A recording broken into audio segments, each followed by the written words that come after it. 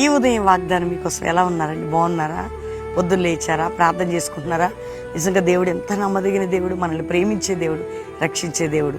ఈరోజు ఏ సమస్యలు, ఏ బాధలు, ఏ ఇరుకులు, ఏ ఇబ్బందులు, ఏ పోరాటాలు ఏది ఉన్నా ప్రార్థనే, వాక్యమే మన బలం.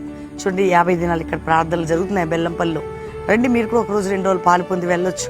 దేవుని సహాయం, ప్రార్థనతో దేవుని వలన జయం పొందుతాం. చూడండి, 105వ కీర్తన 43వ వచనంలో తన ప్రజలని బంధకం నుంచట సంతోషంతో, ఉత్సాహంతో వెలుపలికి తెచ్చాడు. నిన్ను కూడా ఏ బంధకంలో ఉన్నావు, ఏ రోగంలో ఉన్నావు, ఏ శాపంలో ఉన్నావు, ఏ కష్టంలో ఉన్నావు, నిన్ను కూడా ఆ బంధకం నుంచి విడిపించబోతున్నాడు. వెలుపలికి తీసుకొచ్చి ఉత్సాహాన్ని, సంతోషాన్ని నీకు ఇవ్వబోతున్నాడు. అంటే ధైర్యంగా ఉండి ఈ వాగ్దానాన్ని ఎత్తిపట్టి ప్రార్థన చేసుకోండి. ప్రార్థనలో గడపండి. ప్రభువుకు దగ్గర ప్రార్థన చేసుకుందాం. తండ్రి, రక్షణ లేని వారికి రక్షణ, రోగులకు స్వస్థత, వ్యాధులు ఉన్న వారికి విడుదల, అప్పుల బాధ, ఆర్థిక బాధ, మానసిక ఒత్తిళ్లు, కుటుంబ పోరాటాలు, నిందలు, గాయాలు, అవమానాలు ఏ దేశము నుండి వాగ్దానం వింటున్నారు వారు ఉన్న దేశంలో వారికి సంతోషం, నెమ్మది, రక్షణ, ఉద్యమం, విడుదల, వారికి కావలసిన ఆత్మీయ మేలు చేయండి.